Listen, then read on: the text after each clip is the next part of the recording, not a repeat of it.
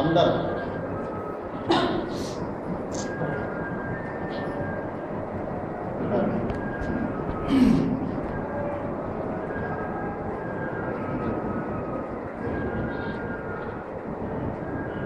Retire అవుతున్నాను అంటే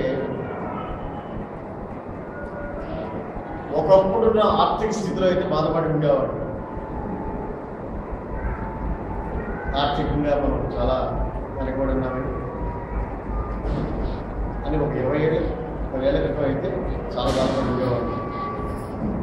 ఇవాళ ఆర్థికంగా బాధలేదు కానీ ఆర్థికంగా బాధలేదు. మా సంతోషం మీరు ఆర్థికంగా బాగా నాకు ఎక్కువ ఆనందం. ఆ స్థితిలో మనం అందరం ఉండాలి. హృదయపూర్వకం ఎందుకు బాధపడుతున్నారంటే అది నా కూతురు ఏడుతుంది.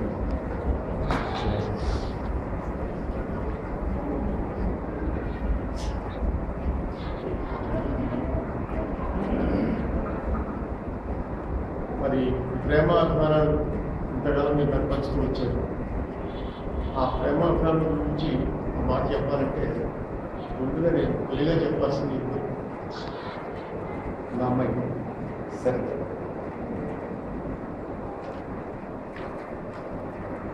80s ఆ అమ్మాయి నృత్య సంగీతం నేర్చుకోవడానికి నా దగ్గరికి వచ్చింది. నేను హైదరాబాద్ తిరుపతి యూనివర్సిటీలో ఇంకా పెట్టారు కూడా మనం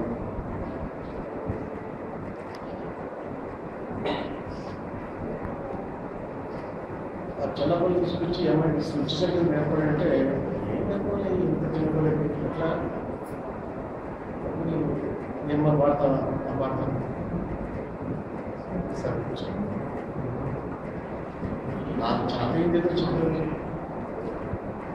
ఆ అమ్మాయి ఆల్రెడీ ఇక్కడ పెద్ద పెద్ద విద్వాంసుల దగ్గర సంగీతం నేర్చుకుంది కాబట్టి నేను సంగీత వరవడిలో పాడలేకపోయినప్పటికీ ఒక గాడిలో వెళ్తుంది బట్టి ఏ గాడిలో వెళ్తుందో గురు చూసి బట్టి నేర్చుకుని తాను పాడి తాను ఆనందించి ట్రూప్ హెడ్గా నన్ను మా ట్రూప్ అందరినీ కూడా సంతోషంలో ముంచి తేల్చిన నా పెద్ద కూతురు నా సరితకి శుభాశంసలు.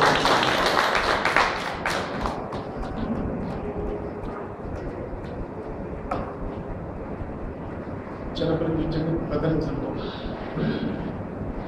89 నుంచి 92 వరకు కూడా నేను తెలుగు యూనివర్సిటీలో